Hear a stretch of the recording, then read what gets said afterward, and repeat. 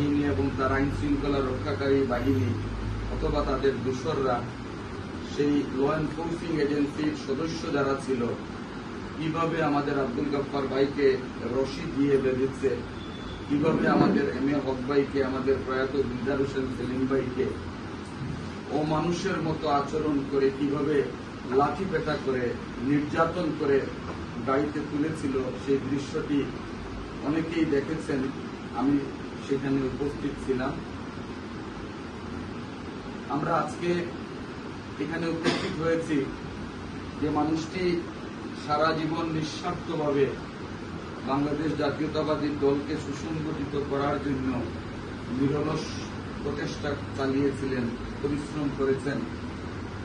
যে মানুষটি সকলকে একই দৃষ্টিতে দেখতেন, যার কাছে সকলেই সমান বলে বিবেচিত ছিল। কঠিন এবং দুঃসময়ে আমরা ওনাকে আমাদের পাশে পেয়েছিলাম, যেভাবে পাশে পেয়েছিল হাজারো নেতাকর্মী কঠিন দুঃসময়ে।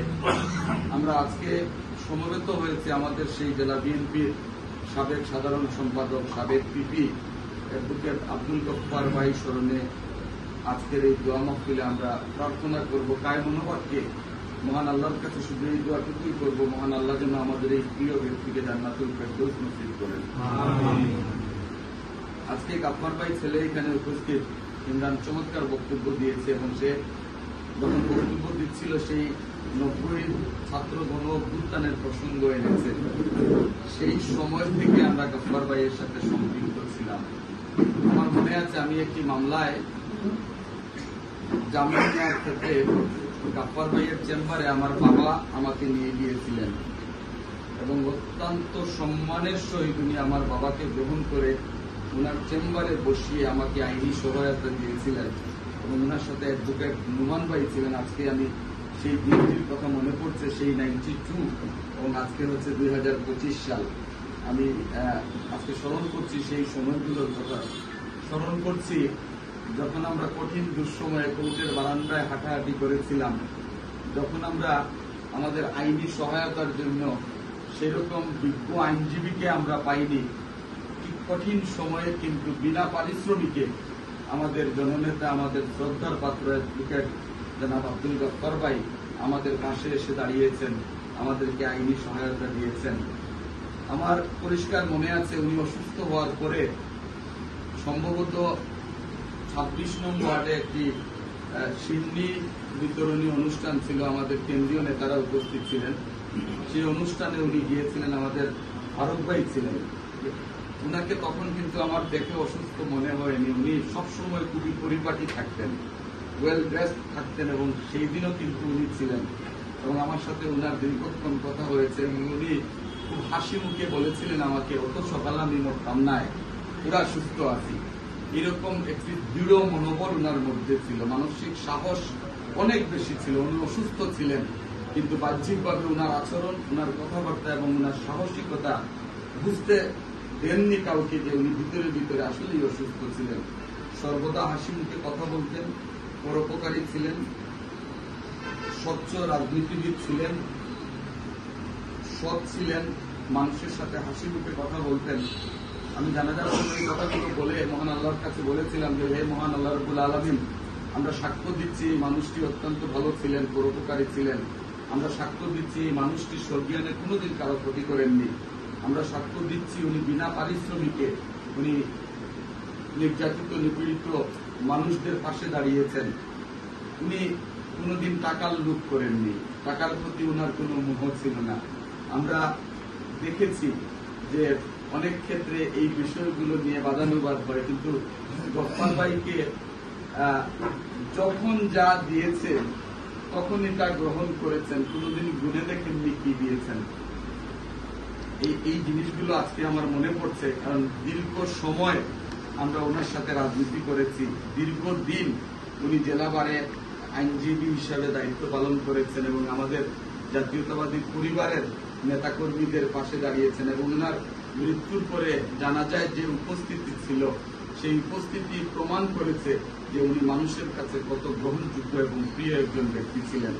আমি বক্তব্য দীর্ঘায়িত করছি না, এখানে অনেক বক্তা বলেছেন যে এই দক্ষিণ সুরমার অনেক মুরব্বিয়ান যারা বাংলাদেশ জাতীয়তাবাদী দল প্রতিষ্ঠিত হওয়ার পর থেকে দলের সাথে সম্পৃক্ত ছিলেন, ইন্তেকাল করেছেন। আজকে যার বাড়িতে আমরা আজকের এই দোয়া মাহফিল করছি, আমাদের সেই মোহন মিয়া মোহন ভাই, উনিও কিন্তু আমাদের দলের অত্যন্ত নিবেদিত প্রাণ একজন মানুষ ছিলেন।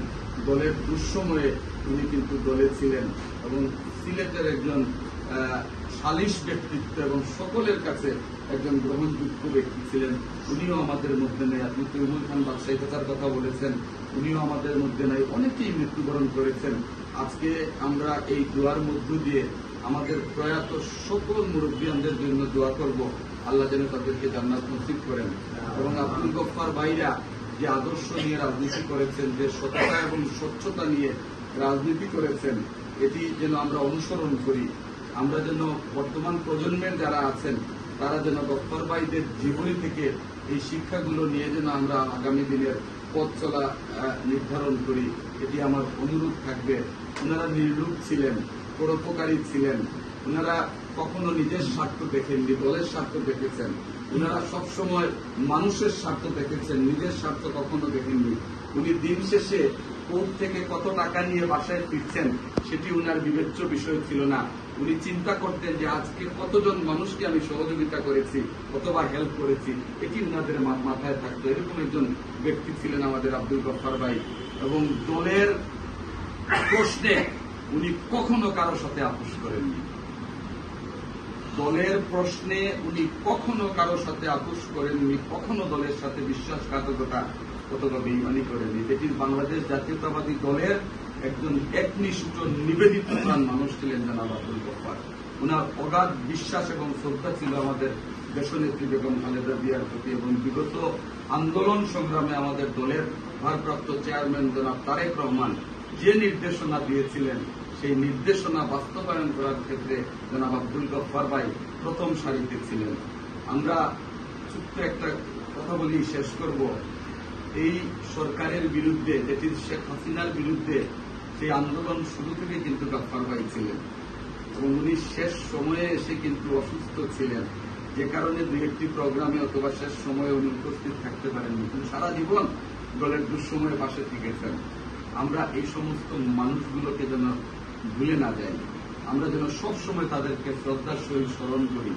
আমরা যেন সবসময় আমাদের দলের প্রতিটি কর্মকাণ্ডে তাদের স্মৃতিগুলোকে সামনে নিয়ে কথা বলে আলোচনা করে যেন আমরা আমাদের ভবিষ্যৎ পথেও আমরা নির্ধারণ করি, এটি আমার অনুরোধ থাকবে। আমরা এই নেতাদেরকে যদি আমরা ভুলে যাই তাহলে ভবিষ্যৎ প্রজন্ম কিন্তু আমাদেরকে একসঙ্গে ভুলে যাবে।